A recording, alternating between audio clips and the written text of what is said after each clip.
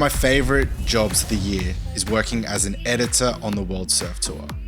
The work is legendary, the crew is awesome. Also, we get to surf and play golf on our lay days. I'm here to talk to Hendo, who is the data wrangler. He's also a podcaster, a DJ, a blogger, and hilarious content creator. What are the H.264 output settings? It's simple. Boopy-dee-scoop.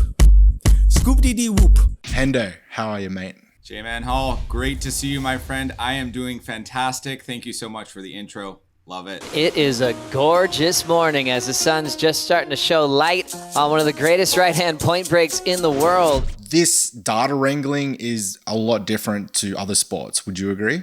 Totally. It's so unpredictable. Not only are we dealing with Mother Nature all the time, we don't know when those swells are going to come. We could get done with a competition within 3 to 4 days, or it could take all the way up to 2 weeks. And the world best are preparing for another day of competition. To set the scene, what is data wrangling media management in a nutshell?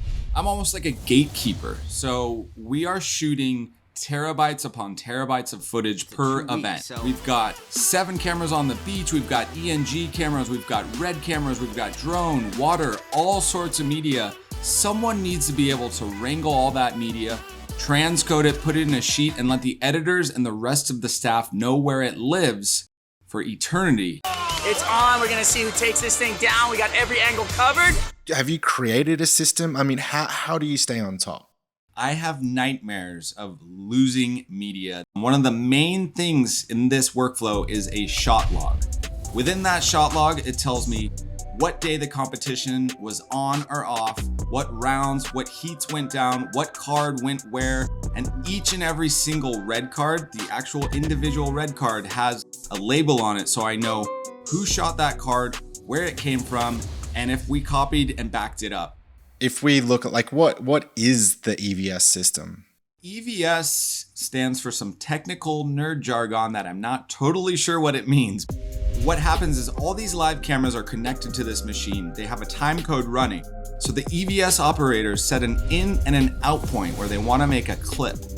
That clip is then labeled. I go into IP Director and send that to our server so that we as editors know where those waves live.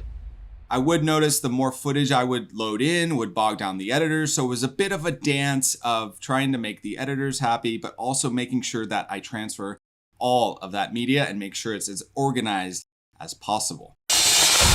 Huge alley-oop from Gabriel Medina. I guess in surfing, we could have a heat that goes for 45 minutes, backed up by 9 of those in one day.